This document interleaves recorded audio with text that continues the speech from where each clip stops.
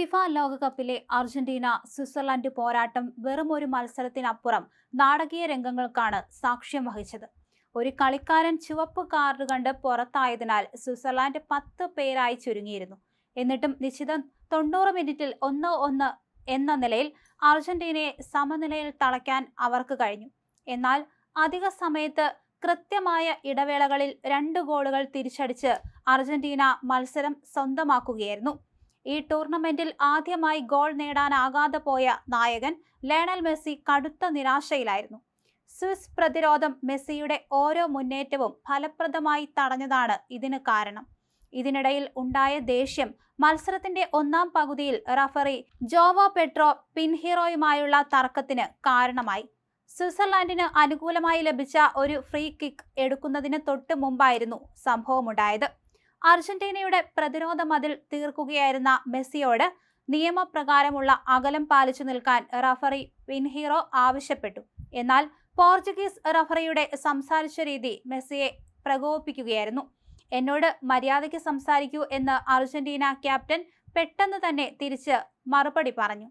തന്ത്രപൂർവ്വം കളിക്കുന്ന സ്വിസ് നിരയെ തകർക്കാൻ അർജന്റീന കഠിനമായി ശ്രമിക്കുന്നതിനിടയിൽ റഫറിയുടെ പെരുമാറ്റം കാരണം തന്റെ ശ്രദ്ധ തിരിക്കാൻ മെസ്സി ആഗ്രഹിച്ചിരുന്നില്ല.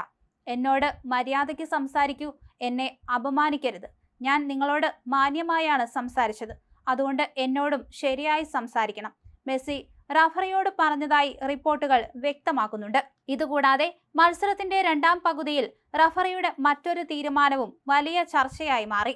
ഡൈവിംഗ് നടത്തിയതിന് സ്വിറ്റ്സർലൻഡിന്റെ ബ്രിൽ എംബോളോയ്ക്ക് വാർ പരിശോധനയ്ക്ക് ശേഷം റഫറി ചുവപ്പ് കാർഡ് നൽകി പുറത്താക്കിയിരുന്നു. ഈ തീരുമാനത്തിന്റെ പേരിലും റഫറി ഏറെ വിമർശനങ്ങൾ നേരിട്ട് വരികയായിരുന്നു. പോർച്ചുഗലിലെ വിലാനോവ ഡി ഫാമിലിക്കാവോയിൽ ജനിച്ച 38-കാരനായ ജോവോ പെഡ്രോ നിലവിൽ യൂറോപ്പിലെ ഏറ്റവും മികച്ച റഫറിമാരിൽ ഒരാളാണ്.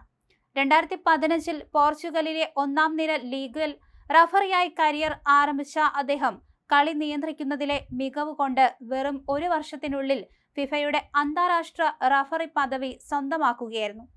യൂറോപ്യൻ ഫുട്ബോളിൽ മികച്ച പ്രകടനം പുറത്തെടുത്തതോടെ UEFA Champions League, Europa League, 2025-ലെ യുവേഫ സൂപ്പർ കപ്പ് തുടങ്ങിയ വമ്പൻ ടൂർണമെന്റുകൾ നിയന്ത്രിക്കാനുള്ള അവസരം അദ്ദേഹത്തിന് കിട്ടി. ഈ വലിയ അനുഭവ സമ്പത്താണ് 2026 ലോകകപ്പ് മത്സരങ്ങൾ നിയന്ത്രിക്കാനുള്ള പ്രധാന ഒഫീഷ്യൽമാരുടെ പട്ടികയിലേക്ക് അദ്ദേഹത്തെ എത്തിച്ചത് എന്ന് വേണം പറയാൻ.